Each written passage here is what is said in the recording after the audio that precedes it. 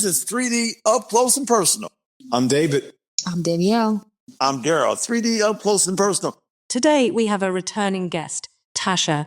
This is episode 19, Dealing with Heartbreak.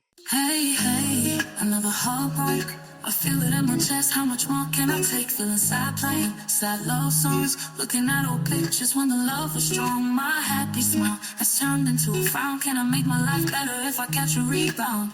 Here's today's letter. Dear 3D Up Close and Personal staff, I hope this letter finds you all doing well. I am writing you today because I am going through a tough time. I recently went through a bad breakup and I am feeling all alone. Most of my days are spent playing sad love songs and looking at old photos of the good times we had. I'm in my 30s, but I look 29. My financial life is stable, but emotionally I'm a wreck. I put on a good social mask, and I should get an Oscar for my performance of navigating life after my breakup trauma. I'm an eligible bachelor, but she still has my heart. She dropped me like I was hot after 4 years. She left me like she graduated and went to another level. I've been told time heals, but I think my watch is broken. I know that you guys are everyday people, but my friend's advice sucks, and I'm all ears. And I would appreciate any advice or words of wisdom that you might have. Thank you for taking time to read this letter. Sincerely, Falling to Earth Without a Parachute. First of all, he need to get off those sad songs.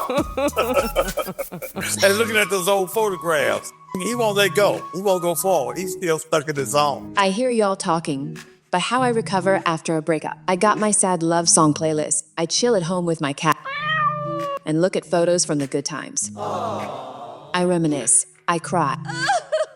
And I watch a few romantic comedy movies. Eventually, I get over it, call my besties, and have a girls' night out.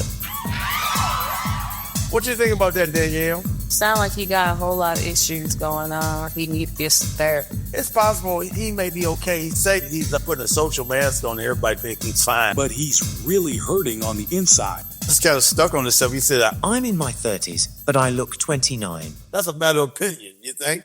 I think it could be. Somebody could have just told him that. Symptoms of broken heart syndrome, sudden severe chest pain, shortness of breath, weakening of the left ventricle in your heart. I guess these are just physical symptoms, so that's probably not really helpful. That's the sign of a true broken heart and not a mentally broken heart. They might go seek a physician. It says heartbreak can do a lot of damage to your health and cause depression, anxiety, and to withdraw from friends, families, and activities that you would normally find pleasurable. Ooh, hey, another heartbreak. I feel it in my chest. How much more can I take? Ooh, feeling sad, playing sad love songs. Looking at old pictures when the love was strong. My happy smile has turned into a frown. Can I make my life better if I catch a rebound? Have you experienced a hard heartbreak where you felt emotionally wrecked or really sad? Yeah, I've had them. Give us a summary of your experiences with the heartbreak. A heartbreak was with my children's father, my ex-husband, that I was with for 17 years. It took some while to get over that. Wow, 17 years, it's a long time. You had to start all over. How did that work out for you? I tried to go dating again. I had another heartbreak. I got over it. I got a certain kind of characteristic about me. I'm one that I'll eventually just move on. We have a poem about heartbreak. Loneliness grips my heart like a vice. As I sit here in this empty room, a tear streams down my face like ice. As I mourn the love that has met his doom, sadness consumes me like a fire. As I think of all the memories we shared, my heart aches with deep desire to have you back, to show you I cared. Depression weighs in heavy on my soul as I struggle to find a reason to go on. I feel like I'm stuck in a deep, dark hole, with no way out, with no light to dawn. Isolation is my only friend. As I push everyone else away, I don't want to pretend that everything's okay. But I know I can't stay here forever. I need to find a way to move on. I need to pick myself up. I'll be clever and find a new love to lean upon. Rebounding may not be easy, but I know I'll find someone new. Someone who will love me completely and make my heart feel brand new. That's a nice poem. In reality, I don't know if you're going to see her brand new, but good luck with that. Yeah, I think the biggest mistake people make was when they get ready to rebound, they're rebounding with trying to replace love or replace a lover. You know, really what we all need to do when we're on the even end of heartbreak is We need to rebound our personal life, our personal sense of identity, personal sense of purpose, or personal meaning as an individual, rather than replacing that relationship, because you really can't replace the broken relationship. But we try. The other thing about rebound is that sometimes a person may try to jump in too soon after the breakup, where it should be some time and space to let the heart heal, to let the person breathe. I broke up with my girl, rebounded with this new woman, and things still ain't right. Man, don't worry. Rebounds are like rental cars. They're fun for a while, but you're not supposed to keep them. Tips for healing a broken heart. Take the time to grieve. Find a new source of joy. Make a list of what you like about yourself. Acknowledge the thoughts about your former partner. Express your needs to others. Turn your attention towards others. Allow the emotions to flow. And find relief in exercise and movement. Avoid activities that remind you of your ex.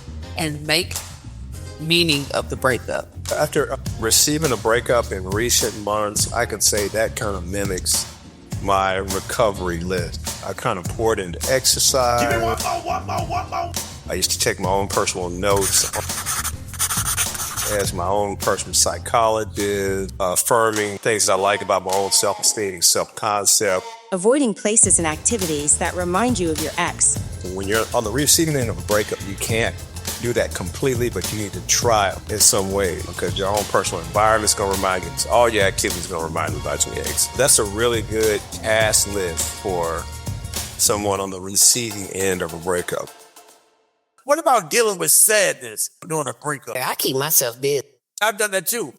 Keep your mind occupied on some positive things. Because you could choose some destructive behavior, which is only going to make the situation worse. Shot of vodka don't hurt either. We do not promote our listeners to consume alcohol on this podcast. Seriously, I think the whole thing is just a cycle. You just don't sit up there and drown yourself in your sorrow. My heart is broken. It's badly torn. I don't know. Can I go on? Is it okay to cry during a heartbreak? If you can, yeah. I like how the author that Danielle was reading from said to acknowledge the heartache. You got to acknowledge the heartache. You got to give yourself a chance to be sad, even tearful, and cry if possible. If you give yourself permission to do that and get that relief. And the other thing that I would add to that list too is not only keep yourself busy, instead of making a rebound relationship, I cultivated some new friendships, non-romantic, non-sexual friendships, and also kept a written record where I just kind of journal my day-to-day activities. I thought that brought a lot of relief also to the heartache period. You said new friends. Was it same sex or opposite sex? In my case, it was opposite sex, but still it was platonic friendship. I imagine the same method would be effective if you had a same-sex new friendship, buddy relationship, something to distract yourself from the broken romantic relationship. A man breaks up with a woman if he's talking to another woman and he can keep it just friend. This is a different conversation between a man and a man and a woman and a man. That's true. So I can understand where you were talking to a female friend. If you didn't want to get wrapped up in a rebound, in my opinion, rebound don't work. It works for a minute, but not for long term.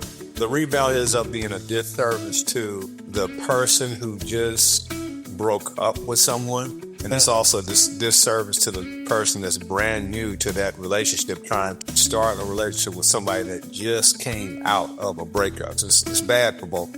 You might meet somebody that you're like, hey, I really like you. Hey, I like you too, but I just got out of a relationship. Sorry. Come on. They might be doing you a favor, really. You might not know how good your blessing is for her to tell you, or him to say, I'm sorry, but I'm not ready for a relationship. Definitely don't think that's a good idea. You don't really have time to heal. I mean, it depends on the person, but honestly, you're just going to probably take whatever trauma baggage you have over to that next relationship. That's probably much more likely.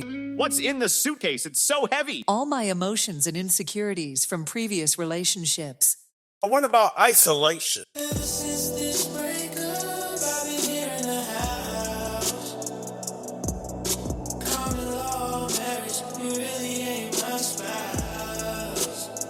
Sometimes when people go through a heartbreak, they just isolate.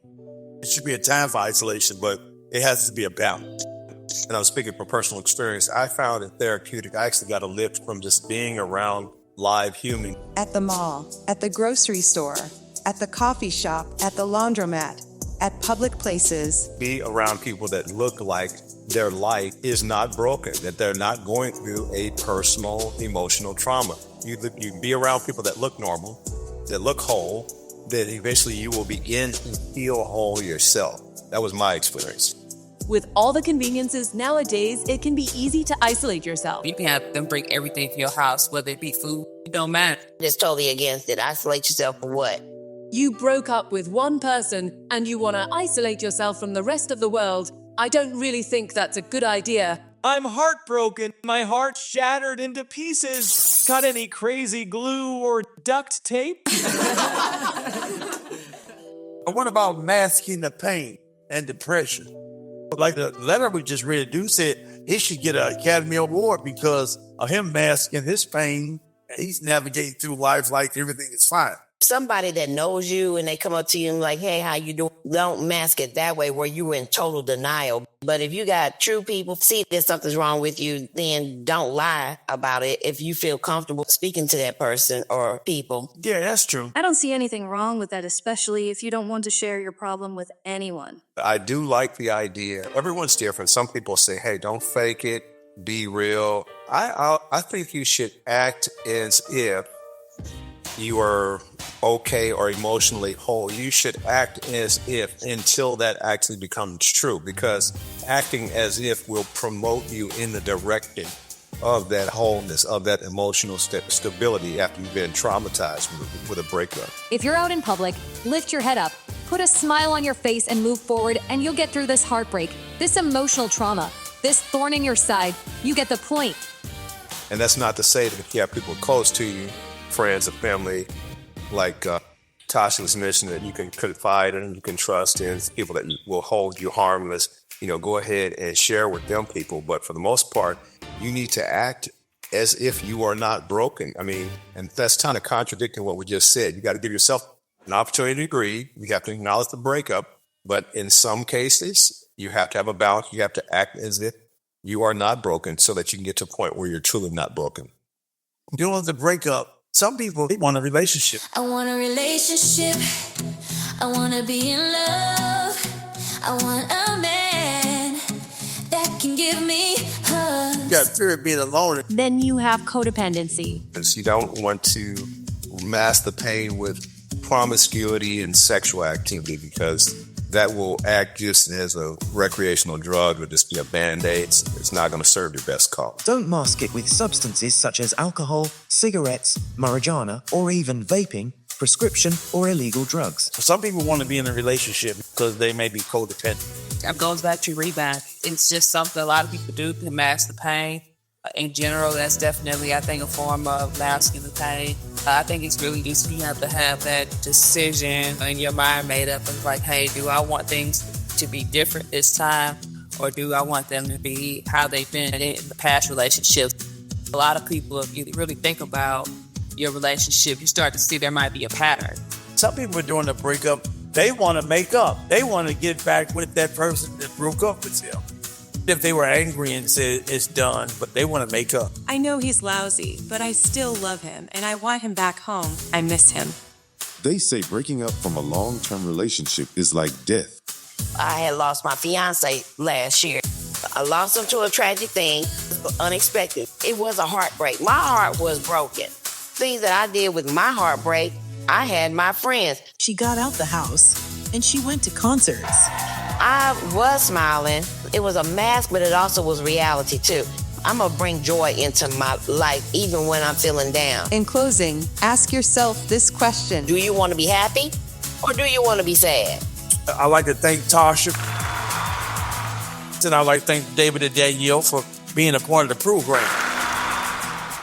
This is 3D Up Close and Personal. I'm David. I'm Danielle. And I'm Darryl. 3D up close and personal. 3D Up Close and Personal would like to thank you. We have 19 episodes you can listen to anytime. We are on 21 platforms. And we have a 5-star rating on Apple Podcasts. And 4.5 stars on Spotify. People have tuned in from 47 cities. And 15 countries. Today's returning guest was Tasha, who is the CEO of Signature Creates, LLC. A full-service printing company. They can be your go-to partner that can transform ideals into tangible impact. 3D Up Close and Personal is produced by Parks Media Group. PMG 2025, all rights reserved.